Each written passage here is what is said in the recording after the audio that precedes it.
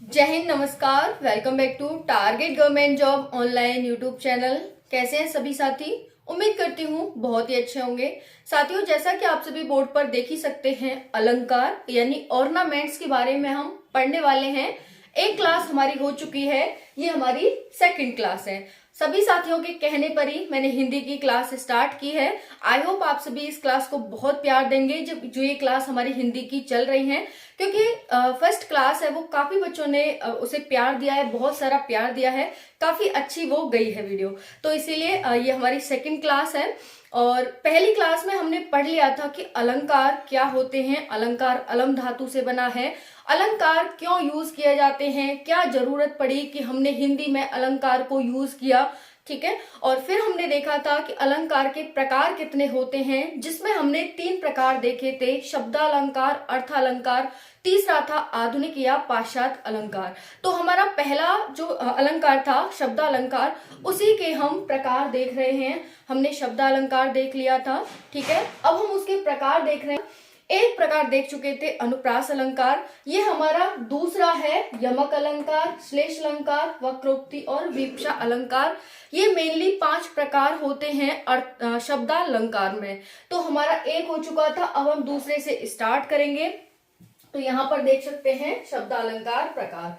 Class 2 सभी प्रतियोगी परीक्षाओं के लिए इंपॉर्टेंट है। जिस भी एग्जाम में आपसे हिंदी पूछी जाती है, चाहे फिर वो झारखंड पुलिस हो, चाहे फिर वो यूपी पुलिस हो और यूपीएसआई हो, या फिर एसएससी जीडी वगैरह हो, किसी में भी आपसे अगर हिंदी आती है तो इम्पोर्टेंट क्लास हो जाएगी। अच्छे से हम पहचानना सीखेंगे कि कैसे इसी तरीके से हम पहचाने। साथियों, आप एंड तक बने रहिएगा।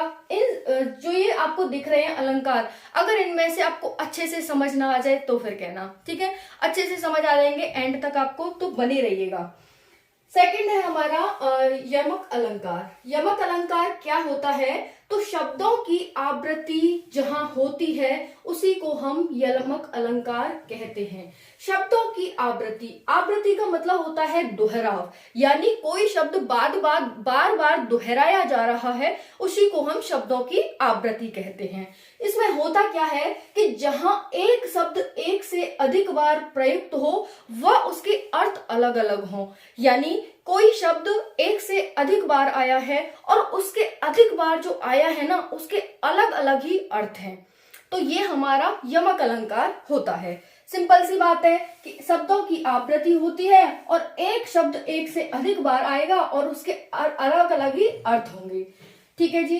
देखो उदाहरण कैसे है, 3 बेर खाती थी वह 3 बेर खाती है।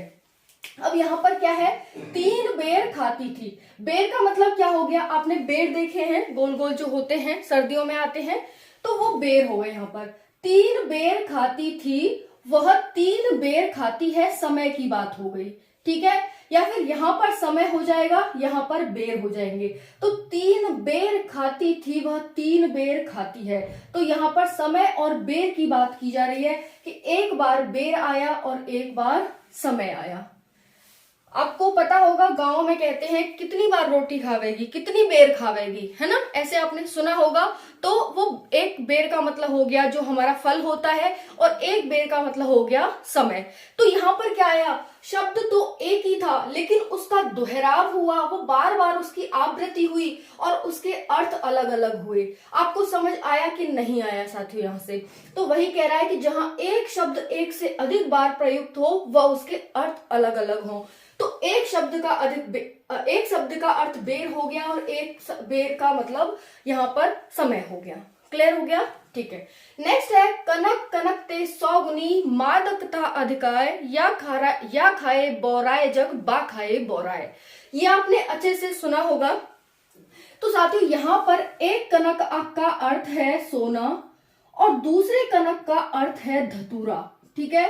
तो सोना और धतूरा। अब देखो यहाँ पर शब्दों की आवृत्ति हुई है, शब्द दोहराए गए हैं। ओके, ठीक है। तो यहाँ पर एक शब्द का अर्थ है सोना, यानी एक कनक का अर्थ है सोना और एक कनक का अर्थ है धतूरा। तो हमारी जो कंडीशन थी वो सेटिस्फाई हुई कि नहीं हुई, कि जहां शब्द एक से अधिक बार प्रयुक्त हो वह अर्थ अलग अलग हो। एक से अधिक बार प्रयुक्त हुआ है और उसके अर्थ अलग अलग हैं, तो ये क्या हो जाएगा, हमारा यमक अलंकार हो जाएगा। आई होप कि आप सभी को क्लियर हो गया होगा। सिंपल से आपको डेफिनेशन याद रखनी है, क्योंकि एग्जामिनर जरूरी नहीं है इन्हीं एग्जाम्पल को देगा आपको। हालांकि ये मोस्ट ऑफ द टाइम यही एग्जाम्पल पूछता है, बार बार पूछता है वनडे एग्जाम में, लेकिन कभी मान के चलो कि ये एग्जाम्पल नहीं दिए तो आप क्या करेंगे। तो साथियों, आपको बस ये डेफिनेशन काम आने वाली है कि जहां एक शब्द एक से अधिक बार प्रयुक्त हो वह उसके अर्थ अलग अलग हो, उसी को हम यमक अलंकार कहते हैं। चलिए जी, ठीक है, कोई डाउट रह गया हो तो फिर भी आप एक बार पूछ लीजिएगा। तीसरा है हमारा श्लेष अलंकार। श्लेष अलंकार क्या होता है, एक शब्द में एक से अधिक अर्थ जुड़े हों, यानी यहाँ पर एक ही शब्द होगा और उस एक शब्द में अधिक अर्थ जुड़े होंगे। ध्यान से समझिएगा, काफी बार बच्चे क्या करते हैं, इसे और इसमें डिफरेंस नहीं कर पाते हैं कि भाई हमें नहीं कुछ अंतर समझ आ रहा, हमें तो लग रहा है ना ये भी यही है और ये भी यही है। तो अच्छे से आप डिफरेंस समझिएगा। साथियों, आप भले ही कहीं और जगह या फिर बुकों में माथा मारते होंगे 4-4 घंटे, लेकिन फिर भी आपको समझ नहीं आता होगा, लेकिन मैं गारंटी ले रही हूं कि अगर आप ध्यान से फोकस होकर सुनते हैं तो आपकी ये जो 15-20 मिनट जितने भी टाइम की क्लास होगी इसमें आपको अच्छे से समझ आ जाएंगे ये वाले अलंकार। ओके, तो ध्यान से सुनिएगा। देखो, इसमें क्या था, एक शब्द एक से अधिक बार प्रयुक्त होगा, ठीक है। इसमें क्या कह रहा है कि एक शब्द में अधिक अर्थ जुड़े होंगे। शब्द एक होगा लेकिन उसमें जो अर्थ होंगे ना साथियों, वो बहुत सारे जुड़े होंगे। और इसमें क्या था कि शब्द अलग अलग थे और उनके अर्थ अलग अलग थे, कि यहाँ पर कनक आया तो यहाँ पर भी आवृत्ति हुई, यानी उसके साथ ही वो शब्द आया तो यहाँ पर क्या हो गया, आवृत्ति हुई, तो एक का अर्थ ये और एक का अर्थ ये। लेकिन इसमें क्या होता है, ध्यान से सुनिए, रहीमन पानी राखिए, एक पंक्ति हो गई, बिन पानी सब सून, पानी गए न उबरे, मोती मानुस चून। तो यहाँ पर जो पानी है ना साथियों, इसके अनेक अर्थ हैं। अनेक अर्थ में क्या क्या हो गया, पानी का एक अर्थ होता है चमक, दूसरा अर्थ होता है प्रतिष्ठा, और तीसरा अर्थ होता है साथियों जल। तो अब यहाँ पर आप देख सकते हैं कि यहाँ पर शब्द अलग था, अर्थ अलग हुआ, शब्द अलग था, अर्थ अलग हुआ, लेकिन यहाँ पर शब्द तो एक ही है लेकिन एक ही शब्द के अलग अलग अर्थ हैं। यहाँ पर आपको आवृत्ति देखने को मिली, यहाँ पर आपको आवृत्ति देखने को मिली, लेकिन यहाँ पर शब्द एक ही है और यहाँ पर उसके अर्थ हैं साथियों वो अलग अलग हैं। कहीं भी यहाँ कॉमा नहीं लगा, यहाँ पर कॉमा लगा, फिर दूसरा शब्द दूसरा वाक्य स्टार्ट हुआ, फिर यहाँ पर फुल स्टॉप लगा, फिर यहाँ से दूसरा वाक्य स्टार्ट हुआ। तो आप यहाँ पर देख सकते हैं कि शब्द एक ही आया है लेकिन उसके अर्थ कितने सारे हैं। तो ये मेन डिफरेंस होता है साथियों इसमें डिफरेंशिएट करने का। आई होप कि आप सभी को समझ आ गया होगा कि यमक और श्लेष में क्या अंतर है, कैसे हम पहचानेंगे कि कौन सा अलंकार है। तो सिंपल सी हम डेफिनेशन पढ़ेंगे, एक शब्द में एक से अधिक अर्थ जुड़े हों और जहां पर एक से अधिक बार कोई शब्द प्रयुक्त हो और उसके अलग अलग अर्थ हों। ओके, चलिए नेक्स्ट है वक्रोक्ति अलंकार। वक्रोक्ति अलंकार के दो प्रकार होते हैं, श्लेष मूला अलंकार और यहाँ पर काक मूला अलंकार। साथियों, जैसे हमने अनुप्रास के देखे थे, अनुप्रास के हमने 3 प्रकार देखे थे, सब छेकानुप्रास, व्यक्तानुप्रास और लाटानुप्रास। तो सेम यहाँ पर इसके भी 2 प्रकार हो जाते हैं, श्लेष मूला और काक मूला। वक्रोक्ति श्लेष मूला, वक्रोक्ति काक मूला। ओके जी, ठीक है।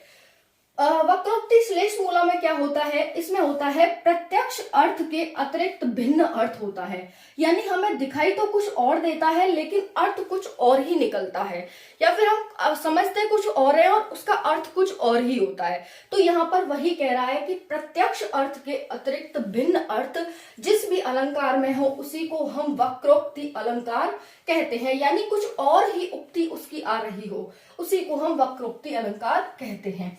जैसे उदाहरण दिया है कि एक कबूतर देख हाथ में, पूछा कहाँ अपर है, उसने कहा अपर कैसा, वह उड़ गया सपर है। तो यहाँ पर साथियों शाहजहां वो जहांगीर और नूरजहां का वार्तालाप होता है, जहांगीर और नूरजहां का वार्तालाप होता है क्या कहता है, जहांगीर कहता है यहाँ पर अपर का मतलब दूसरा, और वहीं पर जो नूरजहां आंसर देती है वो उसको पंख से रिलेटेड देती है। जैसे समझिएगा, एक कबूतर देख हाथ में, जब जहांगीर ने नूरजहां के हाथ में कबूतर देखा तो उसने कहा कि दूसरा कबूतर कहाँ है। जहांगीर ने नूरजहां के हाथ में जब कबूतर देखा तो उसने जहांगीर ने नूरजहां से कहा कि दूसरा कबूतर कहाँ है, लेकिन नूरजहां जहांगीर को आंसर में क्या कहती है कि उसके पंख नहीं है। वो कह रही है कि कहाँ है और वो आंसर क्या दे रही है कि पंख नहीं है। तो मतलब शब्द कुछ, क्वेश्चन कुछ और किया गया, आंसर कुछ और मिला। तो ऐसे ही अलंकार को हम क्या कहते हैं, वक्रोक्ति अलंकार कहते हैं। तो एक कबूतर देख हाथ में, अपर का मतलब होता है यहाँ पर साथियों दूसरा। जो जहांगीर ने क्वेश्चन किया वो पूछा कि दूसरा कबूतर कहाँ है, तो नूरजहां ने क्या कहा कि उसके पंख नहीं है। पंख से संबंधित उसने क्वेश्चन दिया, आंसर दिया। अब बताइए यहाँ पर दूसरा का आंसर क्या पंख होगा? नहीं। उसने पूछा कि कहाँ है, तो उसे बोलना था कि छत पे बैठा है, उड़ रहा है, यहाँ नहीं है कि वहां है, ऐसे बोलना था, लेकिन उसने तो कुछ और ही आंसर दे दिया। तो यहाँ पर इस तरह से आप समझ सकते हैं। अब देखो नेक्स्ट है हमारा वक्रोक्ति काकमूला अलंकार। इसमें क्या होता है साथियों कि ध्वनि विकार या फिर आवाज में परिवर्तन होता है। ध्वनि विकार या फिर आवाज, ध्वनि आप समझते हैं वर्ण की सबसे छोटी इकाई ध्वनि ही है। ये ध्वनि ही तो है हमारी, ठीक है। तो अब कह रहा है कि ध्वनि विकार या फिर आवाज में परिवर्तन कैसे होगा। देखो, आप जाइए, किसी ने कहा आप जाइए, यहाँ पर फुल स्टॉप लगा दिया, ठीक है, उसने परमिशन दी कि आप जाइए। तो वो कह रहा है, उसने क्या समझा कि भाई परमिशन मिल गई, आप जाइए, निर्णय हो गया। फिर कह रहा है आप जाइए, तो फिर क्वेश्चन मार्क लगा दिया। इट मीन्स क्या है कि आप नहीं जाइए, जा भी सकते हो, नहीं भी जा सकते हो। तो यहाँ पर आप जाइए तो, है ना, जाके तो दिखाओ, ऐसे होता है ना, जाके तो दिखाओ, तो फिर वो रुक जाएगा कि भाई गुस्से में बोल रहा है, रुक जाओ, इस तरह से। तो यहाँ पर आप जाइए फुल स्टॉप आ गया, इसका मतलब आप जाइए, जाकर तो दिखाइए, तो यहाँ पर आप मत जाइए, ये होता है साथियों। तो वही कह रहा है कि ध्वनि विकार या आवाज में परिवर्तन, इस तरह से आपको एक ही वाक्य है, लेकिन उसको किस तरह से चेंज किया गया है, किस तरह से उसमें परिवर्तन किया गया है फुल स्टॉप और क्वेश्चन मार्क से, ये आप यहाँ पर देख सकते हैं। ठीक है जी। नेक्स्ट है हमारा वीप्सा अलंकार। इसमें क्या होता है साथियों, ये हमारा पांचवा और लास्टवा अलंकार है शब्दालंकार का। तो ये कह रहा है मनोभावों को प्रकट करने के लिए शब्द दोहराना, यानी आपके मन में कोई भी भाव है और उसको आप प्रकट करना चाहते हैं, तो उसके लिए आप किसी भी शब्द को, जो मन के भावों को प्रकट करेंगे, उसको आप 2 बार बोलेंगे। और 2 बार क्या बोला जाता है, छी छी छी, राम राम राम, हरे हरे हरे, है ना, ऐसे हरे राम छी छी छी, ऐसे बोलते हैं ना, चुप चुप चुप, जा जा जा, ऐसे करके।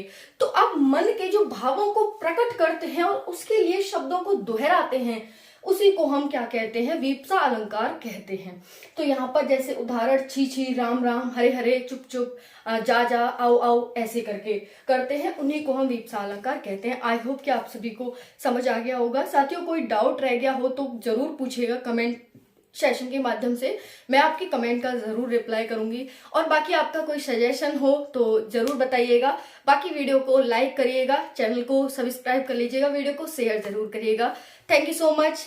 जय हिंद। जितना प्यार दे सको वीडियो को जरूर देना। जय हिंद।